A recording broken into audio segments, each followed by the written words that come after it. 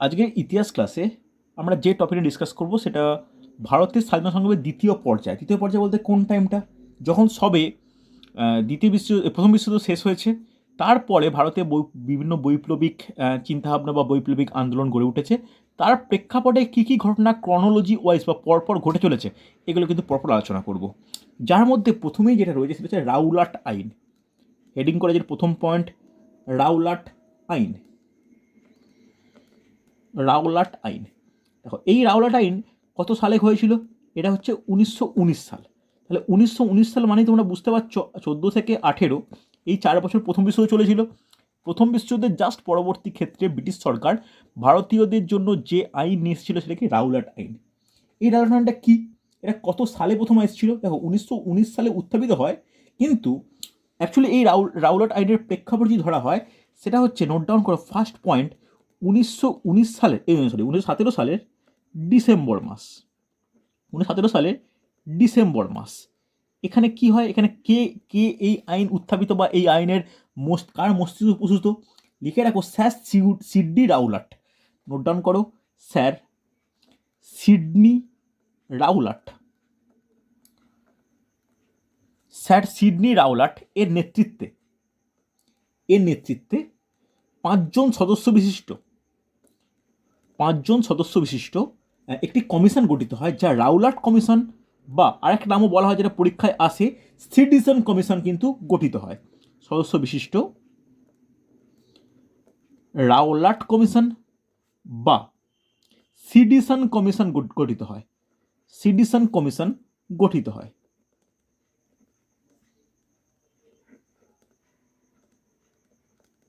ওকে, Rowlatt commission বা citizen commission গঠিত হয়। এই রাওলাট কমিশন বা সিটিজেন কমিশন গঠিত হলো, এদের কাজটা কি, এই গঠনের উদ্দেশ্যটা কি, ভালো করে শোনো। এর উদ্দেশ্য বলে নোট ডাউন করো, এটা কিন্তু যথেষ্ট ইম্পর্টেন্ট। যে ওই সময় দেখেছিল যে প্রথম বিশ্বযুদ্ধ চলাকালীন বা ওই সময় ভারতীয় সেনারা ব্রিটিশদের পক্ষে যোগদান করলেও বাংলাকে বেস করে বা উত্তর ভারতের পাঞ্জাব, উত্তরপ্রদেশের বিভিন্ন অঞ্চলে বৈপ্লবিক চিন্তাধারার বৈপ্লবিক আন্দোলনের একটা প্রকাশ পাচ্ছিল। এদের মেন উদ্দেশ্য ছিল ভারতের বৈপ্লবিক তৎপরতা দমন। ওকে, এটা কিন্তু প্রধান উদ্দেশ্য। নোট ডাউন করো, ভারতের বৈপ্লবিক তৎপরতা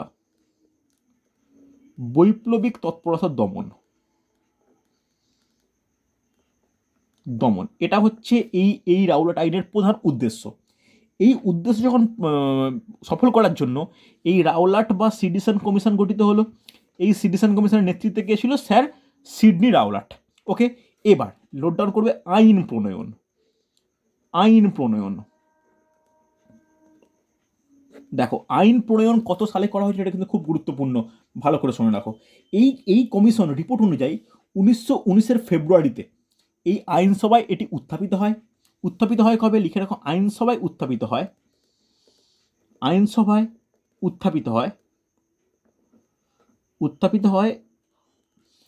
1919 ফেব্রুয়ারিতে, 1919 সালের ফেব্রুয়ারি মাসে এবং কিছুদিন পরে অর্থাৎ 18ই মার্চ এই আইনটি বিধিবদ্ধ করা হয়। তারিখটা খুব গুরুত্বপূর্ণ, তারিখটা নোট ডাউন করে নাও, যে 18 মার্চ 1919 এদিন কি হয়? বিধিবদ্ধ বলতে আইনটা অফিসিয়ালি চালু করা হয়, বিধিবদ্ধ করা হয়। ওকে, যে আইনটা কি রাওলাট অ্যাক্ট নামে পরিচিত, নামে আমাদের পরিচিত। তবে এই আইনটার আরেকটি স্পেশাল নাম রয়েছে, নামটা একটু মনে রাখা দরকার। লিখে রাখো, যে anarchical and revolutionary crime act. Note down করে নাও, অ্যান্ড রেভলিউশনারি যে বৈপ্লবিক, ওকে, রেভলিউশনারি ক্রাইমস অ্যাক্ট 1919 এই নামে কিন্তু পরিচিত আমাদের যে কুখ্যাত রাওলাট অ্যাক্ট। এই রাওলাট অ্যাক্টের কারণ তো বুঝতে পারলাম, যে বৈপ্লবিক তৎপরতাকে বিনষ্ট করা। এই আইনের বিভিন্ন ধারা কি কি, ভালো করে শোনো। ধারা কি কি বা এই আইনের বিভিন্ন নিয়ম কি কি ছিল, একটু ধারা বলে নোট ডাউন করো। তার কয়েকটা পয়েন্ট আমি নোট ডাউন করলে বুঝতে পারবে যে এটা কতটা ভারতীয়দের পক্ষে সমস্যা নেই, মানে কি ভারতের যে বৈপ্লবিক যে একটা প্রতিবাদের যে প্রকাশ ঘটেছিল সেটাকে থামানোর জন্য কিভাবে গ্রহণ করা হয়েছিল। প্রথম যেটা গুরুত্বপূর্ণ যে বিচারালয়ের রায়ের বিরুদ্ধে কোনো অ্যাপিল করা যাবে না। কথাটা বুঝতে পারলে? মানে ধরো একটা নতুন বিচারালয় গঠন হয়েছে, সেই বিচারালয়ে কোনো কিছু একটা রায় দিল ইংরেজ ব্রিটিশ সরকার, সেই রায়ের বিরুদ্ধে কোনো অ্যাপিল করা যাবে না। ওকে, লিখে নাও যে বিচারালয়ের রায়ের বিরুদ্ধে কোনো অ্যাপিল করা যাবে না। রায়ের বিরুদ্ধে কোনো অ্যাপিল করা যাবে না। অ্যাপিল করা যাবে না। ওকে, সেকেন্ড যেটা খুব গুরুত্বপূর্ণ, সরকার বিরোধী কোনো প্রচারকে দণ্ডনীয় বলা হবে। ওকে, সরকার বলতে সেই সময় কিন্তু ভারত সরকার তো নয়, সেখানে ব্রিটিশ সরকার। সরকার বিরোধী কোনো প্রচারই দণ্ডনীয় অপরাধ। কোনো প্রচার, এগুলো প্রত্যেকটাই হচ্ছে দণ্ডনীয় অপরাধ, মানে এই আইন অনুসারে অপরাধ। থার্ড যেটা গুরুত্বপূর্ণ ছিল যেটা হচ্ছে সংবাদপত্রের কণ্ঠরোধ। বলতে সংবাদপত্র মানে প্রতিরোধ বা কোনো প্রতিবাদ বা কোনো কিছু প্রচার যেমন এমনি করা যাবে না, সেটা সংবাদপত্রের মাধ্যমেও করা যাবে না। নোট করে রাখো, সংবাদপত্রের কণ্ঠরোধ। সংবাদপত্রের কণ্ঠরোধ। ওকে, সংবাদপত্রের কণ্ঠরোধ, এটা কিন্তু খুব গুরুত্বপূর্ণ হচ্ছে। এই গেল আমাদের রাউলাট অ্যাক্টের ধারা, কবে আইন প্রণয়ন হয়েছে, কি উদ্দেশ্যে প্রণয়ন করা হয়েছে। এরপরে ভালো করে শোনো, প্রতিক্রিয়া। নেক্সট হেডিং করো প্রতিক্রিয়া। তাহলে একটা যখন আইন হয়েছে, আমরা এখন সাধারণত দেখতে পাই যে কোনো দেশে কোনো ঘটনা ঘটলেই তার এগেনস্টে প্রতিক্রিয়া একটা তৈরি হয়। সে পজিটিভ প্রতিক্রিয়া বলে, নেগেটিভ প্রতিক্রিয়া বলে তৈরি হয়। তাহলে সেই সময়তেও যে একটা আইন প্রণয়ন হলো, যেটা পুরোপুরি ভারতীয়দের একটা কণ্ঠরোধ করা বা ভারতীয়দের যে কোনো প্রোটেস্ট থেকে বন্ধ করে দেওয়া, তার বিরুদ্ধে প্রতিক্রিয়া হয়েছিল। এখানে প্রতিক্রিয়ার জন্য ভালো করে শোনো, 3টে বিশেষ পত্রপত্রিকা মানে এই আইনের সব থেকে সমালোচনা করেছিল। ও প্রতিক্রিয়ার আন্ডারে ফার্স্ট পয়েন্ট দেখবে খুব গুরুত্বপূর্ণ, যে সমালোচনাকারী পত্রিকা। সমালোচনাকারী পত্রিকা, দেখো সব পত্রিকা যে করেছিল তা কিন্তু নেই, সমালোচনাকারী পত্রিকা। তার 3টে নাম নোট ডাউন করো। নোট ডাউন করো দ্য ট্রিবিউন। এই ট্রিবিউন কিন্তু এই রাউলাট অ্যাক্টের এগেনস্টে খুব মানে চেষ্টা করেছিল যে অন্তত সংবাদপত্রের মাধ্যমে জনসাধারণের কাছে পৌঁছে দেওয়া যে এই অ্যাক্টের ক্ষতিকারক দিক কী। কেশরী, আশা করি এর নামগুলো আমরা সমস্ত সময় শুনেছিলে। আর 3 নম্বর নোট ডাউন করবে Indian social reformer. Indian social reformer. এই 3টে সংবাদপত্র বা এই 3টে পত্রিকা এই রাউলাট অ্যাক্টের এগেনস্টে যথেষ্ট সমালোচনা করেছিল। ওকে, এবার ভালো করে শুনবে আর কি কি হয়েছিল। ওই সময় আইনসভা ছিল। আইনসভায় কিছু ভারতীয়দের একটা অস্তিত্ব ছিল, কিন্তু দেখা গেছে যে অনেকেই কেন্দ্রীয় আইন পরিষদ বা আইনসভা পরিত্যাগ করেন। লিখে নাও যে আইনসভা পরিত্যাগ। আইনসভা বা আইন পরিষদ, আইনসভা না করে আইন পরিষদ বলতে পারো, আইনসভা বা পরিষদ পরিত্যাগ। এটা হচ্ছে ওয়ান টাইপ অফ একটা প্রোটেস্টের ব্যাপার ছিল। তবে এই পরিত্যাগে ব্রিটিশদের কোনো যায় আসেনি, কেন চেয়েছিল ব্রিটিশরা পুরোপুরি আইন ব্যাপারটা নিজের হাতে নিয়ে নিতে। কারা কারা পরিত্যাগ করেছিল লিখে রাখো, মদনমোহন মালব্য,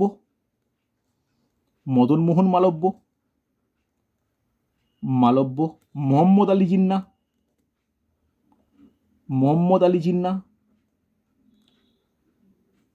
জিন্নাহ, আর লিখে রাখো মাজহার উল হক। ওকে, এই 3 জনের নাম কিন্তু শোনা যায় যারা আইনসভা বা আইন পরিষদ পরিত্যাগ করেছিল। ওকে, হ্যাঁ কি না? চলো এবার ভালো করে দেখো আর কি প্রতিক্রিয়ার মধ্যে একটা জানা যায় যে গান্ধীজি ওই সময় সবে ভারতীয় রাজনীতিতে এসে উপস্থিত হয়েছিলেন। গান্ধীজির প্রতিক্রিয়া বা গান্ধীজি এই রাউলাট অ্যাক্টে কী বলেছিলেন উকিল নেহি, দলিল নেই, অ্যাপিল নেহি। এটা কিন্তু এই হিসেবে উল্লেখ করেন।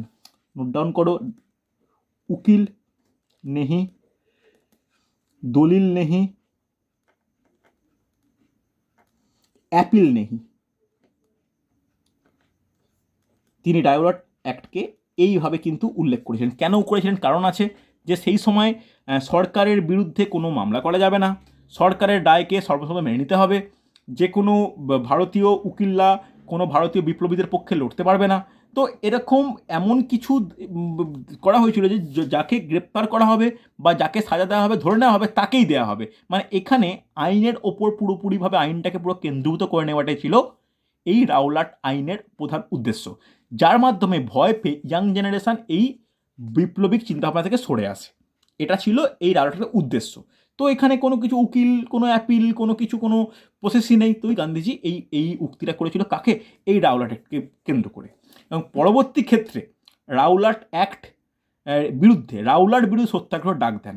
আমি আগের দিন যে ইতিহাস ক্লাস নিয়েছিলাম সেখানে কিন্তু বলেছিলাম যে গান্ধীজি কীভাবে মানে পরপর ফলো করেছিল, সেখানে রাওলাট একটা সত্যাগ্রহ ছিল। তো নেক্সট হেডিং করো প্রতিক্রিয়ার পরে যে রাওলাট সত্যাগ্রহ। নেক্সট নোট ডাউন করবে রাওলাট সত্যাগ্রহ, খুব গুরুত্বপূর্ণ কিন্তু, দেখে নাও।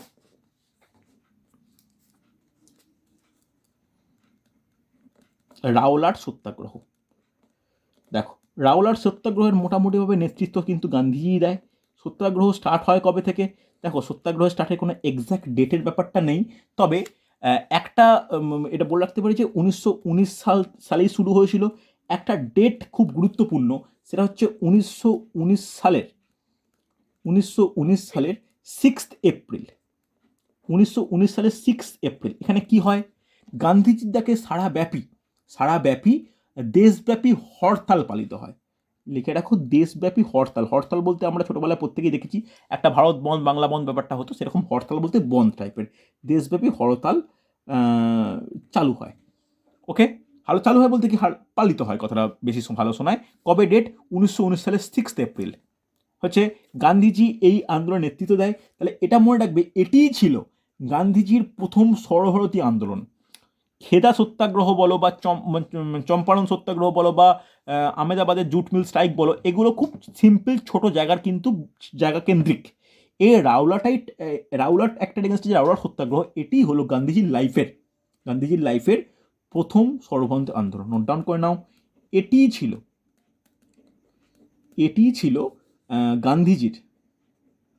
ছিল গান্ধীজির প্রথম সর্বভারতীয় আন্দোলন। ওকে, কোশ্চেন আসে কিন্তু, তবে অনেক জায়গায় অপশান ওয়াইজ ডিপেন্ড করে। যদি রাওলাট সত্যাগ্রহ না দেখতে পাই, তখন অ্যান্সার হবে কিন্তু অসহযোগ আন্দোলন। অপশান ওয়াইজ কিন্তু ডিপেন্ড করবে। ওকে, এবার নেক্সট কোশ্চেন যেটা গুরুত্বপূর্ণ, যে এই যে সত্যাগ্রহ বা এই যে একটা প্রোটেস্ট, এর কেন্দ্রবিন্দু কোথায় ছিল? নোট ডাউন করো, এর মূল কেন্দ্র ছিল বোম্বাই প্রেসিডেন্সি। বোম্বাই, তখন তো মুম্বাই নাম হয়নি, বোম্বাই প্রেসিডেন্সি। ওকে, এবং এই বোম্বাই প্রেসিডেন্সি থেকে আহমেদাবাদ পাঞ্জাবে এর সামান্য প্রভাব ছড়িয়ে পড়েছিল। তবে ব্যাকেটে লিখে রাখতে পারো, সারা দেশ জুড়ে এর কিন্তু খুব একটা প্রভাব পড়েনি। সারা দেশে এর প্রভাব ছিল নগণ্য। হ্যাঁ কি না? সারা দেশে কিন্তু এর প্রভাব পেয়েছিল নগণ্য। এবার এর পরবর্তী ক্রমোলজি কি লিখে রাখো, যে ওই 6 এপ্রিল আরম্ভ হয়েছিল, 11 এপ্রিল গান্ধীজি গ্রেপ্তার হন। ওকে, কোনো অসুবিধা নেই। এই প্রত্যেকটা একদম ডেট ওয়াইজ কীভাবে আমরা এগোচ্ছি স্বাধীনতা সংগ্রামের ইতিহাসে, সেটা কিন্তু আমাদের মনে রাখা দরকার। গান্ধীজি গ্রেপ্তার হন কবে? 11 এপ্রিল। তবে এটা অনেক বইতে না এটাকে 10th এপ্রিলও বলা থাকে, তবে 11 এপ্রিল এটা একটু পারলে দেখে নিও, মানে বিভিন্ন বই একটু দেখে নিও। অনেক জায়গায় 10th এপ্রিল থাকে, অনেক জায়গায় 11 এপ্রিল থাকে। হ্যাঁ কি না? এবার ভালো করে, খুব গুরুত্বপূর্ণ, জেনে রাখা দরকার যে এই যে সময় যখন গান্ধীজি গ্রেপ্তার হয়েছে, গান্ধীজির গ্রেপ্তারের বিরুদ্ধে কিন্তু একটা মিছিল বেরোয় পাঞ্জাবের বিভিন্ন অঞ্চলে। সেই মিছিলে দেখা যায় যে পুলিশ গুলি চালাচ্ছে। অর্থাৎ এই সত্যাগ্রহকে আটকানোর জন্য কিন্তু পুলিশের বর্বরতার একটা চিহ্ন আমরা লক্ষ্য করতে পারছি। যার সব থেকে উল্লেখযোগ্য ঘটনা কোথায় ঘটে? নোট ডাউন করে রাখো, জালিয়ানওয়ালাবাগ হত্যাকাণ্ড। আমরা ছোটোবেলা থেকে কিন্তু এর কথা শুনেছি, জালিয়ানওয়ালাবাগ হত্যাকাণ্ড।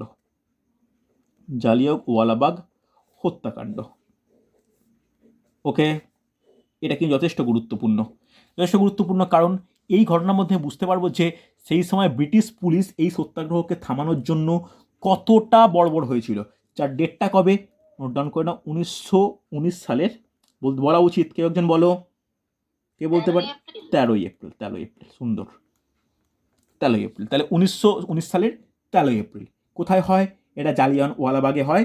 এখানে প্রায় সরকারি মতে মৃত্যু হয়েছিল 379, কিন্তু বেসরকারি মতে বা সবার এতে জানা যায় যে প্রায় 1000 লোকের বেশি শিশু, বৃদ্ধ, বৃদ্ধা সবাই কিন্তু মারা যায়, আহত হয় প্রচুর। তো এখানে প্রায় জেনারেল ডায়ার প্রায় 1600 রাউন্ড গুলি চালানো হয়। এটা মারাত্মক একটা ইনসিডেন্ট আমাদের ভারতের বুকে ছিল, যার প্রতিবাদে আমরা শুনেছি যে বা জানিও যে এটাকে ব্রিটিশ রবীন্দ্রনাথ নাইট উপাধি ত্যাগ করেন। তো এটা হচ্ছে ঐতিহাসিকবিদ ল্যান্সবেরি এটাকে ইংরেজ জাতির কলঙ্ক হিসাবে বা ইংরেজি জাতির লজ্জা হিসাবে উল্লেখ করেন, বিভিন্ন ক্ষেত্রে করানো হয়। পরবর্তী ক্ষেত্রে নোট ডাউন করো হান্টার কমিশন। হান্টার কমিশনের নাম আমরা আগেও শুনেছি, এখানে লেখা রাখো হান্টার কমিশন গঠিত হয় এই এই হত্যাকাণ্ড তদন্তের জন্য। নোট ডাউন করো হান্টার কমিশন গঠিত হয় এর তদন্তের জন্য। হান্টার কমিশন গঠিত হয় এর তদন্তের জন্য। ওকে, কোনো অসুবিধা নেই, হ্যাঁ কি না? এবার দেখো ভালো করে শোনো, এবার এটাও আমাদের জেনে নেওয়া দরকার যে এই হান্টার কমিশন যে গঠিত হলো তখন মোটামুটি কংগ্রেস অ্যাক্টিভ।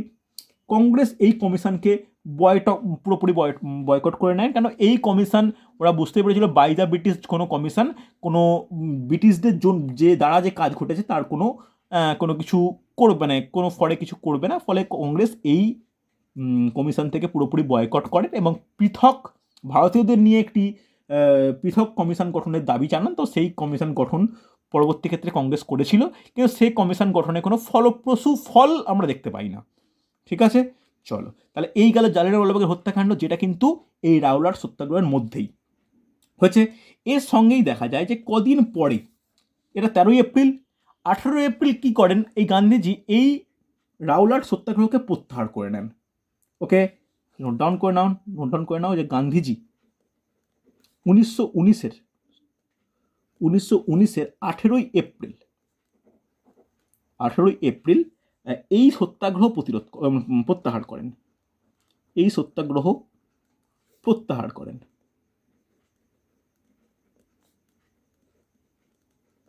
ওকে, এই সত্যাগ্রহ কিন্তু প্রত্যাহার করে নেন এবং ইনি আরেকটি স্পেশাল একটা কমেন্ট ইউজ করেছিলেন এই গণ আন্দোলনকে। নোট ডাউন করো, তিনি এই গণ আন্দোলনকে পর্বত প্রমাণ ভ্রান্তি হিসাবে উল্লেখ করেন। এই গণ আন্দোলনকে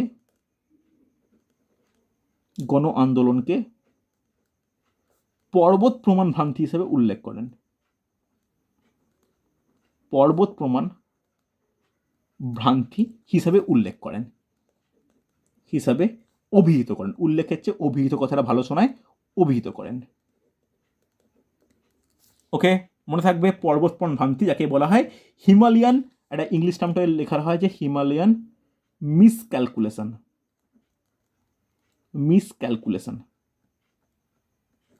হিমালয়ান মিসক্যালকুলেশন। ওকে, কোনো অসুবিধা হলে বলবে আমাকে, এটা কিন্তু যথেষ্ট ইম্পর্টেন্ট হয়েছে। তাহলে এই এতক্ষণ আমরা যেটা পড়লাম সেটা কি, সেটা হচ্ছে পুরোপুরিভাবে রাওলাট অ্যাক্ট, রাওলাট সত্যাগ্রহ, এটা কিন্তু আলোচনা হলো। এই সময় আর একটা কথা আমি আগেও বলে দিয়েছিলাম, সিকোয়েন্সগুলো প্রত্যেকের ডিটেলস যেটা আলোচনা করব। দেখো, রাওলাট অ্যাক্টের একই সময়ে যখন প্রথম বিশ্বযুদ্ধ জয়লাভ করলো, সেই সময় বিশ্বজুড়ে একটি গুরুত্বপূর্ণ ঘটনা ঘটেছিল, যার প্রভাব কিন্তু ভারতেও এসেছিল। ভারতে ছিল না এলেও হয়তো হতো, কিন্তু যেহেতু ভারতীয় রাজনীতিতে জড়িয়ে গিয়েছিল। বলতে পারবে সেই প্রভাবটা কী বা সেই আন্দোলনটা কী, যার প্রভাবে কিন্তু ভারতের সাম্প্রদায়িকতার একটা বীজ বপন হয়েছিল? বলা যাবে সেই আন্দোলনটার বা সেই ঘটনার নাম কি? খিলাফত আন্দোলন। নেক্সট নোট ডাউন করো, খিলাফত আন্দোলন। দেখো, এটা হয়তো ভারতের রাজনীতির সঙ্গে না জড়ালেও হতো, কিন্তু যে কোনো একটা উদ্দেশ্যে হোক জড়িয়ে গিয়েছিল। সেই জড়িয়ে যাওয়ার কারণে এখন কিন্তু আমাদের এই এত সাম্প্রদায়িক সমস্যা। খিলাফত আন্দোলন।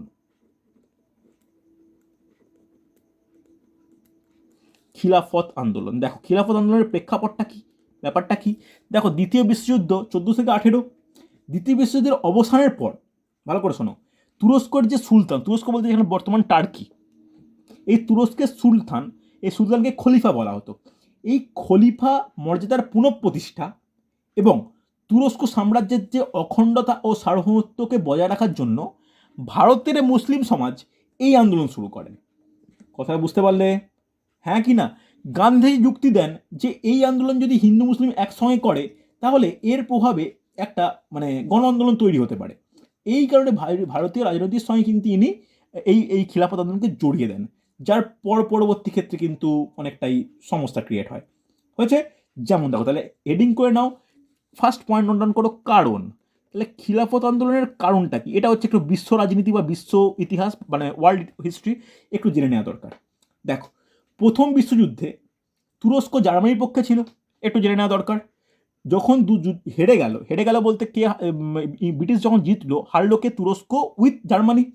যখন হারলো তখন 1918 সালের নভেম্বর মাসে যে যুদ্ধবিরতি চুক্তি হয়, এই চুক্তিকে যে তুরস্কের যে খলিফার আন্ডারে যে সাম্রাজ্য ছিল, সাম্রাজ্যটাকে ভেঙে দেওয়া হয়। ওকে, এই যে ভেঙে দেওয়া হয়, এই প্রথমে ভাটডান করো, 2-3টে পরপর ঘটনা ঘটেছিল।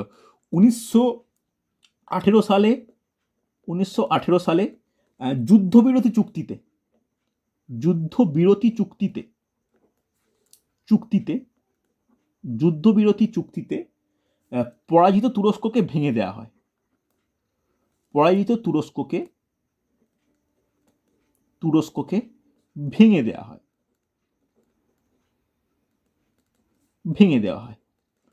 ওকে, তাহলে এই হচ্ছে যুদ্ধবিরতি চুক্তি। এটা হচ্ছে ব্রিটিশরা নিজেদের জিতেছিল বলে এই একটা এফেক্ট দিয়েছিল, যেটা কিন্তু খুব সমস্যার। সেকেন্ড, আরও দুটো চুক্তি হয়, যেটা নোট ডাউন করবে। 1919 সালের ভার্সাই চুক্তি। ছোটোবেলায় যদি ক্লাস 9-এ তোমরা 9-10-এ যদি প্রথম বিশ্বযুদ্ধ পড়ে থাকো, তখন সেই চুক্তিগুলোর কথা তোমরা শুনে থাকবে। ভার্সাই চুক্তি এবং 1920 সালের সেভরের চুক্তি। না পড়ে থাকলে বলে দিচ্ছি, ভালো করে নোট ডাউন করে নাও। সেভরের চুক্তি, দেখো আমাদের ইন্ডিয়ান হিস্ট্রিতে হয়তো এই চুক্তিগুলোর গুরুত্ব অতটা নেই, তবে ইনফরমেশনের জন্য বলে রাখি, একটা ভার্সাই চুক্তি, একটা সেভরের চুক্তি। এই দুটো চুক্তির মাধ্যমে কি হয়? এই দুটো চুক্তির মাধ্যমে তুরস্কের সাম্রাজ্যের খণ্ডীকরণ এবং সুলতানের মর্যাদাহানি, এই দুটো চুক্তির মাধ্যমে কিন্তু করা হয়। ভালো করে শোনো, নোট ডাউন করো, যে তুরস্কের খণ্ডীকরণ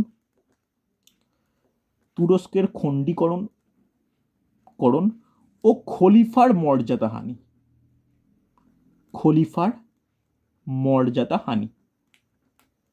ওকে, খলিফার মর্যাদাহানি।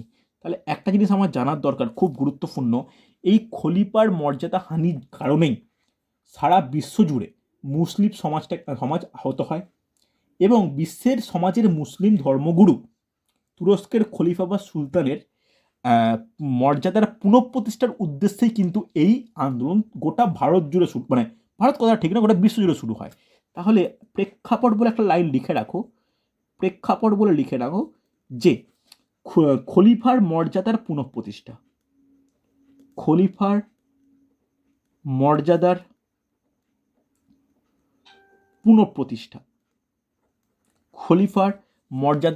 পুনঃপ্রতিষ্ঠা, এটাই ছিল কি এই আন্দোলনের প্রেক্ষাপট বা উদ্দেশ্য।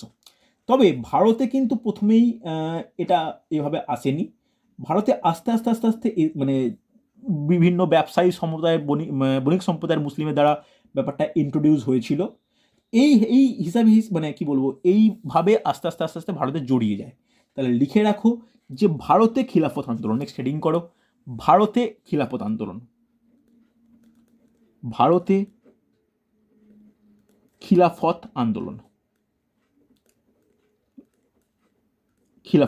ভালো করে শুনবে। তাহলে প্রথম এই যে খিলাফত আন্দোলন হলো, খিলাফত আন্দোলন যে বিশ্ব জুড়ে একটা তৈরি হচ্ছে, এর প্রথম একটা ডেট মনে রাখো, ডেটটা দিয়ে কিন্তু কোশ্চেন আসে। সেটা হচ্ছে কি 1919 সালের 17ই অক্টোবর, 17th অক্টোবর। এখানে কি হয়েছিল? এটা খিলাফত দিবস পালন করা হয়। খিলাফত দিবস পালন করা হয় একটাই, সেখানে গ্রহণ করা হয় একটাই, যে যেভাবেই হোক পুনঃপ্রতিষ্ঠা করতে হবে। কি পুনঃপ্রতিষ্ঠা? খলিফার মর্যাদা পুনঃপ্রতিষ্ঠা করতে হবে। এই এই যে একটা বিশেষ খিলাফত সম্মেলন হয়েছিল, সেই খিলাফত সম্মেলনে কিন্তু বিশেষ অধিবেশনে সভাপতি কে হন? এই খিলাফত অধিবেশনের সভাপতি কিন্তু হন গান্ধীজি। বিশেষ অধিবেশন করানো হয়, বিশেষ অধিবেশনের সভাপতি হন গান্ধীজি। সেটা আমি পরে ব্যাপারটা ডিটেলসে আসছি। জাস্ট একটা জানি পরপর লিখে রাখা দরকার, কয়েকটা বিশেষ কয়েকটা সংগঠন তৈরি হয়েছিল এই খিলাফত আন্দোলনকে ভিত্তি করে। এই সংগঠনগুলোর নাম কি, কত সালে তৈরি হয়, এগুলো কিন্তু খুব গুরুত্বপূর্ণ, বা কারা তৈরি করে। ফার্স্ট নোট ডাউন করবে যে মজলিস ই খিলাফত, মজলিস ই খিলাফত, ওকে, এটা কত সালে তৈরি হয়? লিখে নাও 1919 সালে। কারা তৈরি করে? বোম্বাইয়ের মুসলিম ব্যবসায়ীরা, মুসলিম ব্যবসায়ীরা, ওকে। এটা হলো ভারতে প্রথম কোনো সংগঠন যেটা খিলাফত আন্দোলনের জন্য কিন্তু গড়ে ওঠে। হয়েছে? হ্যাঁ কি না? এটা কিন্তু খুব গুরুত্বপূর্ণ, ভালো করে দেখো, বুঝতে না পারলে বলবে আমাকে, এটা কিন্তু খুব ইম্পর্টেন্ট হচ্ছে। চলো নেক্সট যেটা জানার দরকার, নেক্সট লিখে নাও যে সর্বভারতীয় মুসলিম সমাবেশ। নেক্সট যেটা সংগঠন ঠিক নয়, একটা সমাবেশ গড়ে উঠেছিল। নেক্সট নোট ডাউন করো। দেখো, কোনো পয়েন্ট, কোনো ব্যাপার, কোনো প্রেক্ষাপট, কোনো ডাউট হলে আমাকে জিজ্ঞাসা করো। হিস্ট্রির ব্যাপারগুলো কিন্তু শুধু মুখস্থ নয়, কিছুটা আলোচনা ডিপেন্ডেন্ট। লিখে রাখো সর্বভারতীয় মুসলিম সমাবেশ,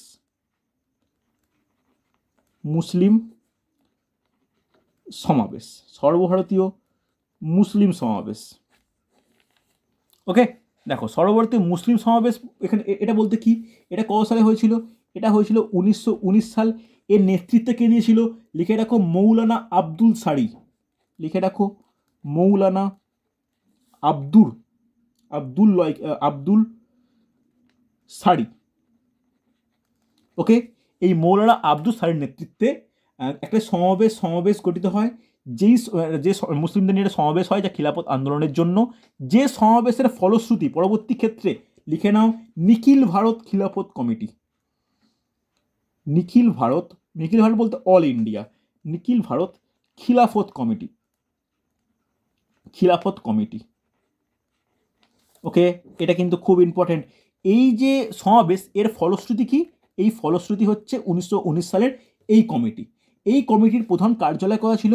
কার্যালয় ছিল বোম্বাই। লিখে নাও প্রধান কার্যালয় কিন্তু বোম্বাই। অর্থাৎ আমরা দেখতে পাচ্ছি পশ্চিম ভারত বেসড এই আন্দোলন কিন্তু গড়ে উঠছে, ওকে। হ্যাঁ কি না? এটা কিন্তু যথেষ্ট গুরুত্বপূর্ণ হয়েছে। চলো নেক্সট নোট ডাউন করো। এর প্রথম অধিবেশন, দেখো, বিশেষ অধিবেশনে সভাপতি হয়েছিলেন গান্ধীজি, কিন্তু প্রথম অধিবেশনে যেটা ঘটে 1919 সালের 24 নভেম্বর, 25 নভেম্বর। কে সভাপতি ছিলেন? সভাপতি ছিলেন ফজলুল হক। অসুবিধা নেই। এটা কোথায় এই সম্মেলনটা অনুষ্ঠিত হয়? এটি অনুষ্ঠিত হয় দিল্লিতে, ওকে। তাহলে এই নিখিল ভারত খিলাফত কমিটির প্রথম অধিবেশন অনুষ্ঠিত হয় ফজলুল হকের সভাপতিত্বে 1919 সালের 24 নভেম্বর দিল্লিতে। হ্যাঁ কি না? এগুলো কিন্তু খুব গুরুত্বপূর্ণ। তাহলে এখানে কি সিদ্ধান্ত নেওয়া হয়?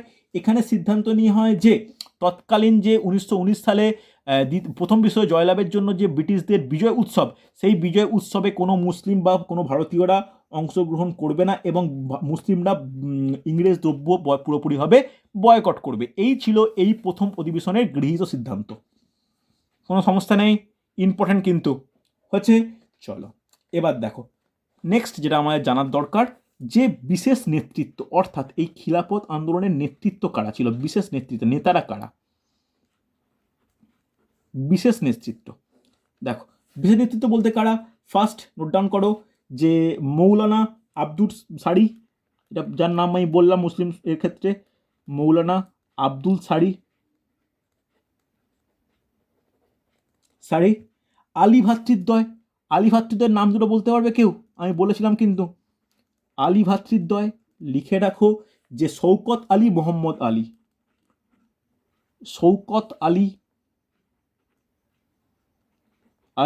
মোহাম্মদ আলী, এদের কিন্তু ভারতের ইতিহাসে আলী ভ্রাতৃদ্বয় নামে কিন্তু পরিচিত, ওকে। মৌলানা আবুল কালাম আজাদ, মৌলানা আবুল কালাম আজাদ, এনার কোনো বিশেষত্ব মনে আছে? কার মনে আছে একটু বলো? মৌলানা আবুল কালাম আজাদ, দেখি শুনি একটু, কারা মোটামুটি ইতিহাস নিয়ে পড়াশোনা কিছু করছো। এই মৌলানা আবুল কালাম আজাদের কোনো বিশেষত্ব শুনি। স্যার কংগ্রেসের কনিষ্ঠতম সভাপতি ছিলেন। একদমই তাই, একদমই তাই, সুন্দর। আর কোনো ইনফরমেশান? দেখো, স্বাধীন ভারতের প্রথম শিক্ষামন্ত্রী মৌলানা আবুল কালাম আজাদ। বর্তমানে পশ্চিমবঙ্গের যে ইঞ্জিনিয়ারিংয়ের যে ইউনিভার্সিটি, সেটা কিন্তু মাকাউট নাম জানি আমরা তো, তাহলে মাকাউটের ফুল ফর্ম কি? Maulana Abul Kalam Azad university of technology, যেটা 2013 সাল পর্যন্ত নাম ছিল WBUT, West Bengal university of technology. তার পরবর্তীতে নাম পরিবর্তনে Maulana Abul Kalam Azad university of technology. হ্যাঁ কি না? এগুলো কিন্তু খুব ইম্পর্টেন্ট হচ্ছে। চলো, আর আর লিখে রাখো যে মাভারুল হক, মাবহারুল হক, হারুল হক প্রমুখ, এরা হচ্ছে বিশেষ নেতৃত্ব যারা কিন্তু এই খিলাফত আন্দোলনকে এগিয়ে নিয়ে যায়। হচ্ছে হ্যাঁ কি না? দেখো, তাহলে খিলাফত আন্দোলনের ব্যাপারটা নিশ্চয়ই আমরা আমরা গেছে বোঝা, কোনো অসুবিধার ব্যাপার নেই। এবার এই অবসান কীভাবে হয়? তাহলে খিলাফত আন্দোলনের অবসান কীভাবে হয়? দেখো, এই খিলাফত আন্দোলনের অবসান হলো বা যাই হলো, এতে একটা জিনিস তৈরি হয়ে গেল, সেটা হচ্ছে যেটা আগে ভারতে কখনো হয়নি, মুসলিম লীগ ব্যতীত একটা মুসলিমদের কিছু অর্গানাইজেশন অলরেডি তৈরি হয়ে যাচ্ছে। অর্থাৎ এই যে বিভাজন, ধর্মের ভিত্তিতে, ধর্মীয় কোনো আন্দোলনের ভিত্তিতে বিভাজন, এটা কিন্তু খিলাফত আন্দোলনের কারণেই হয়েছিল। হয়তো ভারতের রাজনীতিতে যদি সম্পূর্ণভাবে না জড়াতো, তখন এই সমস্ত ব্যাপারগুলো এতটা গুরুত্বপূর্ণ ভূমিকা লাভ করতো না, যার পরবর্তী ক্ষেত্রে দেশভাগের প্রেক্ষাপটও তৈরি হতো না। ওকে, এই খিলাফত আন্দোলনকে ভারতীয় রাজনীতিতে জড়িয়ে দেওয়াটা অনেক ঐতিহাসিকবিদদের মতে অত্যন্ত ভুল সিদ্ধান্ত, যার ফলে কিন্তু পরবর্তী ক্ষেত্রে হিন্দু মুসলিম একটা ঐক্য বজায় রাখতে সমস্যা হয়েছে। ওকে, চলো, অবসান কীভাবে হয়েছে ভালো করে শোনো। অবসান কীরকমভাবে হয়েছে? অবসান মানে যেটা দাবি যাওয়া, এটা হচ্ছে কিভাবে মানে তোমরা নেবে সেটা পরের ব্যাপার। এটা নোট ডাউন করে নাও যে 1922 সালে এটা পুরোপুরিভাবে অবসান হয়েছে। অবসান দেখো, এদের দাবি কী ছিল? যে খলিফার সম্মান ও মর্যাদা ফিরিয়ে দেওয়া। কিন্তু দেখা গেল কি, যে এই 22 সালের নভেম্বর মাস, নোট ডাউন করো, নভেম্বর মাস, কি ঘটনা ঘটল? তুরস্কের সুলতান চতুর্থ মোহাম্মদ এর পদচ্যুতি ঘটে। সেই সঙ্গে সঙ্গে খলিফা পদরার বিলোপ ঘটে যায়। তাহলে চেষ্টা হয়েছিল বা উদ্দেশ্য ছিল যে মানে মর্যাদার পুনঃপ্রতিষ্ঠা, কিন্তু অ্যাকচুয়ালি হলো কি? এই সময় কি হলো লিখে রাখো। তুরস্কের সুলতান চতুর্থ মোহাম্মদ, সুলতান চতুর্থ মোহাম্মদ এর পদচ্যুতি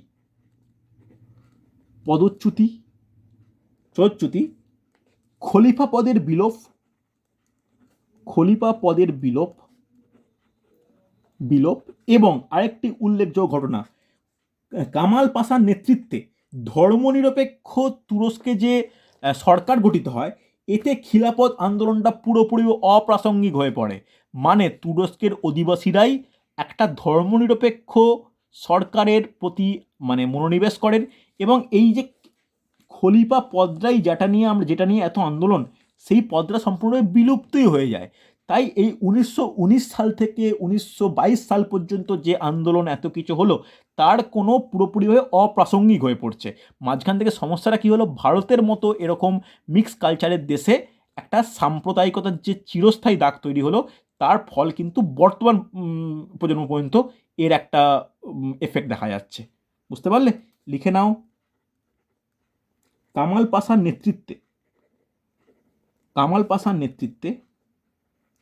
নেতৃত্বে তুরস্কে ধর্মনিরপেক্ষ সরকার গঠন হলে এই আন্দোলন অপ্রাসঙ্গিক হয়ে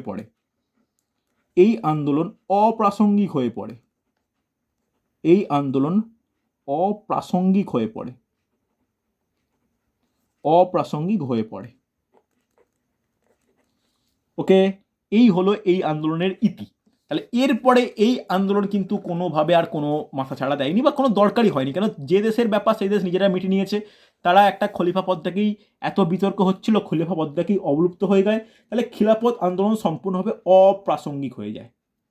বলো বোঝা গেল কি না? তাহলে আজকের ক্লাসে আমি ডিসকাস করলাম দুটো পয়েন্ট, দুটো টপিক নিয়ে, একটা রাউলাট আন্দোলন আর একটা খিলাফত আন্দোলন। তাহলে দেখো আমরা এখন বর্তমানে কোন জায়গায় আছি, মোটামুটি 1919 থেকে 1922। তাহলে এই সমসাময়িক আর কোন আন্দোলন হয়েছিল বলতে পারবে? এই সমসাময়িক আর কোন আন্দোলন হয়েছিল যেটা নিয়ে আমাদের পড়তে হবে? দ্যাট ইজ না, অসহযোগ আন্দোলন। অসহযোগ আন্দোলন, এই অসহযোগ আন্দোলন আমরা পরবর্তী দিনে পড়ব, যেখানে একদম একটা সব ক্ষেত্রে অসহযোগিতার একটা যে নমুনা দেখা দিয়েছিল ওই টাইমে। তাহলে এটাকে কি বলতে পারি? এটাকে পুরোপুরিভাবে বলতে পারি যে অসহযোগ আন্দোলন এমন একটা আন্দোলন যেটা মোটামুটি সর্বভারতীয় ক্ষেত্রে কিছুটা প্রভাব বিস্তার করেছিল। ওকে, তাহলে পরের দিনের টপিক হবে 1920 সালে যে কলকাতার অধিবেশন হয়, সেখান থেকেই যে সিদ্ধান্ত নেওয়া হয় অসহযোগ আন্দোলনের সিদ্ধান্ত, এই সিদ্ধান্ত কিন্তু আমাদের একটা গুরুত্বপূর্ণ আন্দোলন হিসাবে দেখা যায়। এই অসহযোগ আন্দোলন আমাদের গুরুত্বপূর্ণ টপিক। এর পরবর্তী দেখতে পাবো যে অসহযোগ আন্দোলনের পরে কীভাবে সেটাকে প্রত্যাহার করে নেওয়া হচ্ছে। সেই সময় ভারতের বিভিন্ন প্রান্ত, অর্থাৎ মহারাষ্ট্র, বাংলা, পাঞ্জাব কী কী দল গড়ে উঠছে, তাদের কার্যকলাপ কীভাবে এগোচ্ছে, এগুলোকে আমরা আলোচনা করব। ঠিক আছে, চলো তাহলে আজকে মোটামুটি এতটাই। আগামী ক্লাসে শুরু করব অসহযোগ আন্দোলন দিয়ে। ওকে, চলো তাহলে আজকে এতটাই।